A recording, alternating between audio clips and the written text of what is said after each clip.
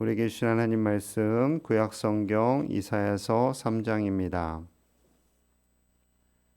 구약 성경 이사야서 3장 말씀 한 절씩 교독합니다. 하나님과 동행하시는 복된 날 되시기를 축복합니다.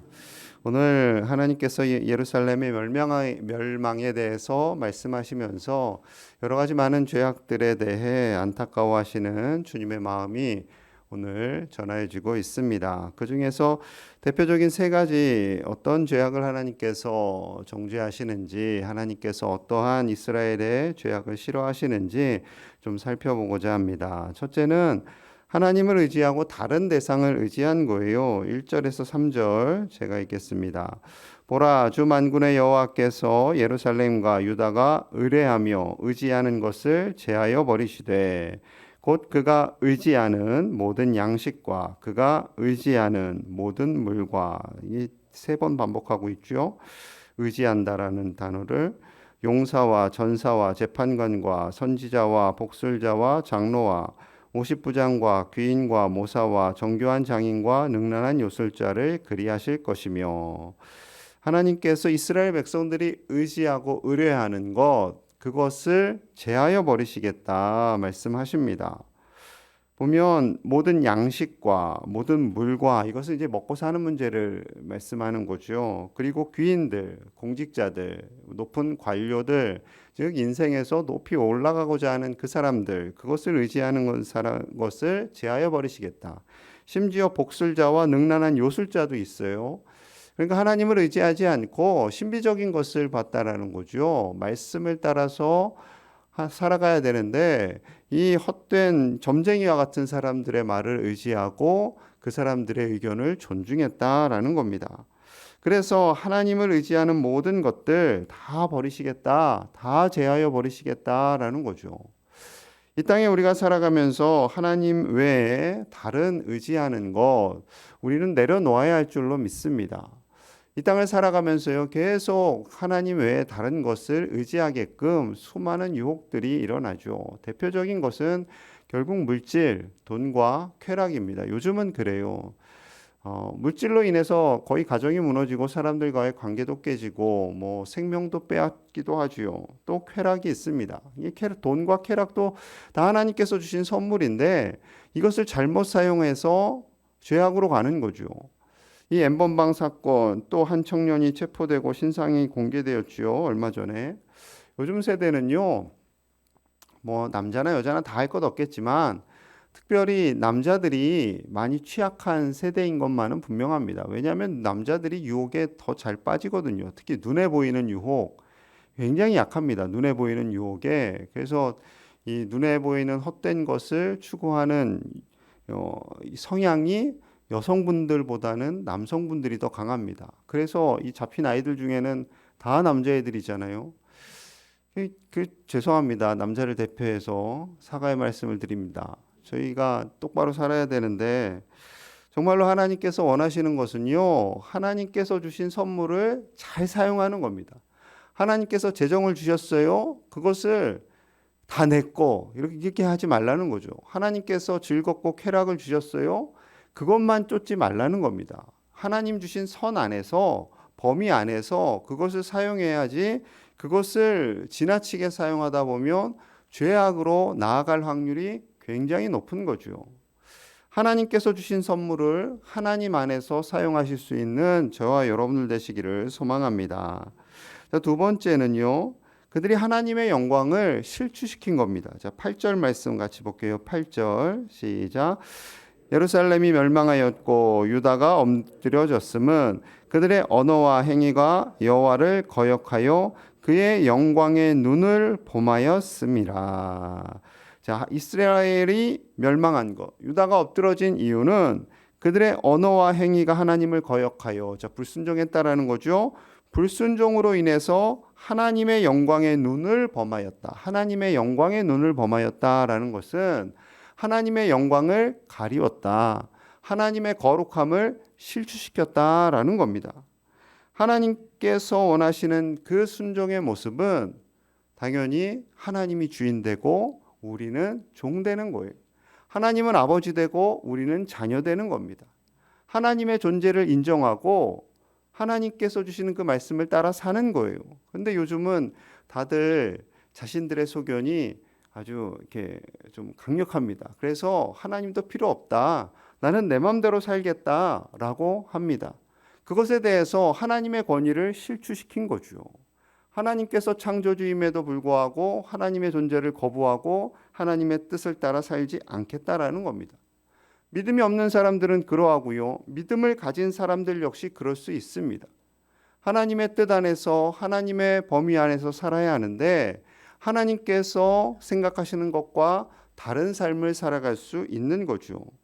신앙생활을 하면서도요. 얼마든지 하나님의 영광을 가릴 수 있습니다. 하나님의 일을 감당하면서도 그럴 수 있어요. 모세 정말 위대한 지도자였지요. 출애굽 광야 40년을 이끌어 갑니다. 그 누구보다도 가나안 땅에 들어갈 자격이 있는 사람이지요. 그런데 하나님께서 너는 들어갈 수 없다라고 하셨어요. 그 이유에 대해서 민수기 20장 12절 이렇게 말씀합니다. 여호와께서 모세와 아론에게 이르시되 너희가 나를 믿지 아니하고 이스라엘 자손의 목전에서 내 거룩함을 나타내지 아니한 고로 너희는 이 회중을 내가 그들에게 준 땅으로 인도하여 드리지 못하리라 하시니라. 모세와 아론에게 말씀하시는 거예요. 너희가 나를 믿지 않았다. 저희가 언제 안 믿었습니까? 믿었습니다, 하나님. 그렇게 이야기할 수 있겠지요. 그런데 그 이유가 있어요. 내 목전에서 하나님의 눈앞에서 하나님의 거룩함을 나타내지 아니했다. 즉 하나님께서 반석을 향해서 명하여 물을 내라 했는데 모세가 너무 화가 났어요. 하도 백성들이 원망하고 백성들이 정죄하고 모세 하고 눈에 보이는 모세를 원망하는 거죠. 모세가 너무나 화가 나서요. 지팡이로 바위를 땅땅 때렸어요. 때리니까 물은 나왔습니다. 물은 나와서 마셨어요. 그런데 하나님이 그것에 대해서 분노하신 거예요. 하나님의 거룩함을 실추시켰다라는 겁니다. 쉽게 말씀드리면 이런 거예요. 여러분들이 저를 막 원망해요. 제가 너무나 화가 나가지고 하나님의 거룩함을 여기를 가면 꽝꽝 쳤어요. 그 하나님께서 그러시는 거죠. 너 하나님의 거룩함을 실추시켰다. 너 천국 못 온다. 뭐 이럴지 모르겠지만 여러분 우리 그런 겁니다. 하나님의 일을 하는 사람은요. 자기 분노를 드러내면 안 됩니다. 아무리 그것이 옳은 거라 할지라도 하나님께서 원하시지 않는 분노, 특히 하나님의 사람들 앞에서 자신의 분노로 인해서 그 공동체 안에 하나님의 권위를 실추시킨 거예요. 여기 지금 하나님이 계실까요? 안 계실까요? 계세요. 근데 제가 하나님보다 더 분노해요. 더 분노하면서 여기를 꽝꽝 치면서 설교를 했어요. 그럼 하나님 뭐라고 하실까요?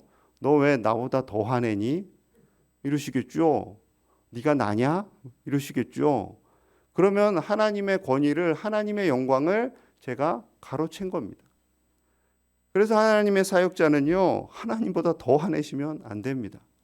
하나님의 거룩함을 실추하시면 안 됩니다. 오는 주일 2차 투표 있습니다. 온유한 자를 뽑으시기를 간절히 소망합니다. 온유한 사람이 세워질 수 있도록 기도하시고요. 그런 분이 우리 교회를 잘 섬기시게 될 줄로 믿습니다.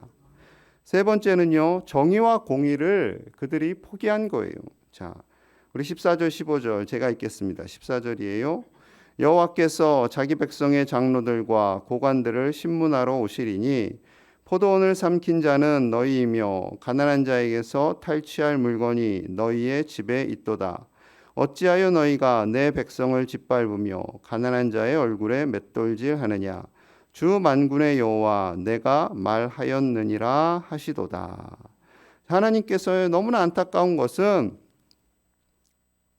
하나님께서 사명을 준 사람들이 해야 할 일을 감당하지 않는데 그 중에서도 가난한 자들, 연약한 자들, 아파한 자들 그 사람들을 더 황폐하게 만든 것에 대해서 주님의 아파하는 마음이 선포되고 있는 거죠.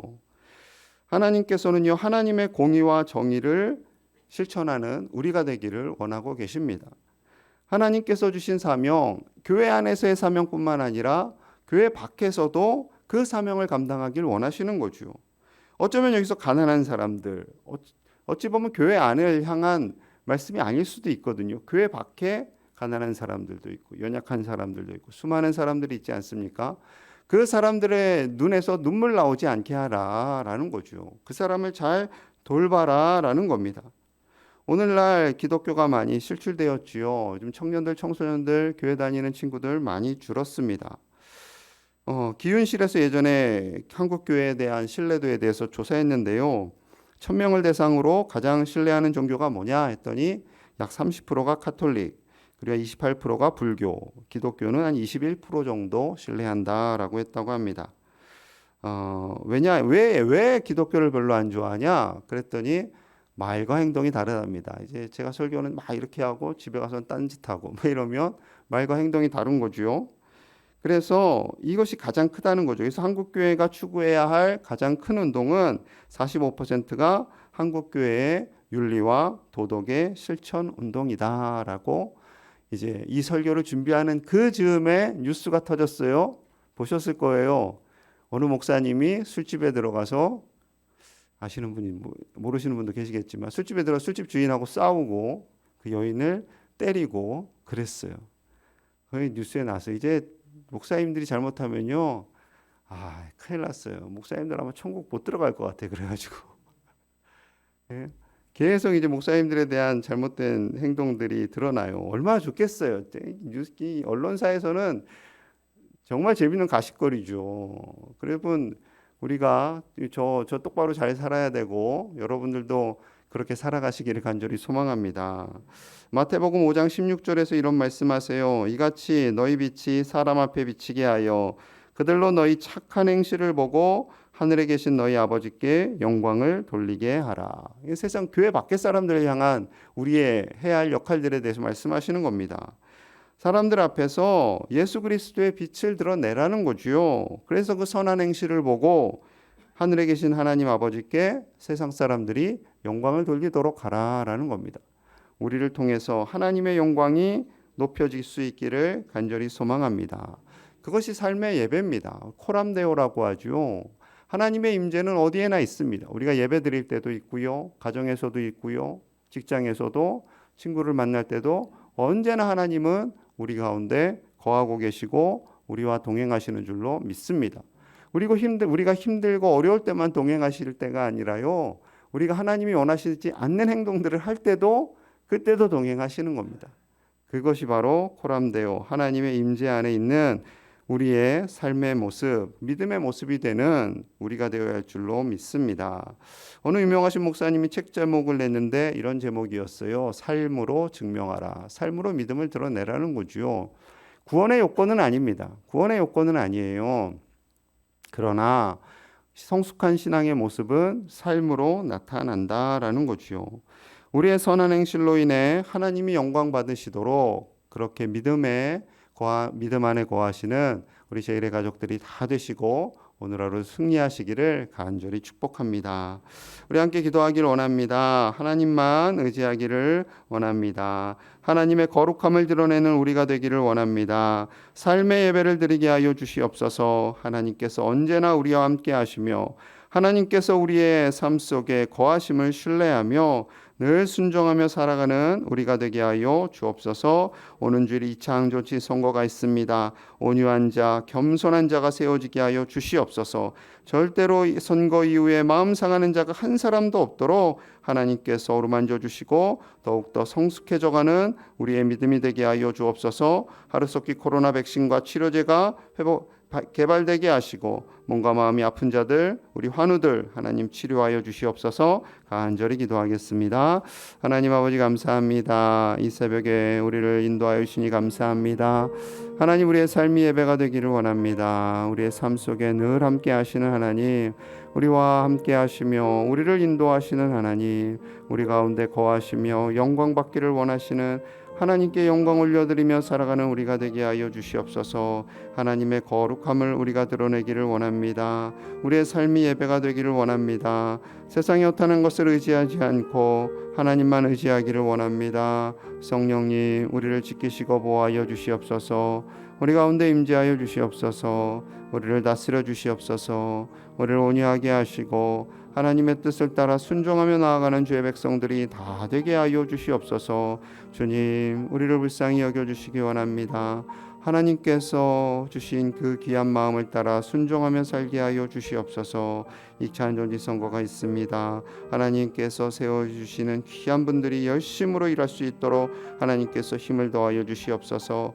행여이로 인하여 마음 상하는 자 없기를 원합니다. 사단마귀 틈타지 않게 하여 주시옵소서. 우리가 주님 보시기에 더욱더 성숙한 믿음의 사람으로 설 수 있도록 우리에게 긍휼을 더하여 주시옵소서. 몸과 마음이 아파하는 자들 위로하시고 치료하여 주시기 원합니다. 하나님께서 일하여 주시고 다스려 주시옵소서. 하루속히 백신이 개발되기 원합니다. 주님, 우리를 다스려 주시옵소서. 아버지여, 이 땅에 은혜를 주셔서 하루속히 백신과 치료제약이 개발될 수 있도록 하나님께서 우리를 불쌍히 여겨 주시옵소서. 주님, 우리 가운데 임재하여 주옵소서. 주님, 감사합니다.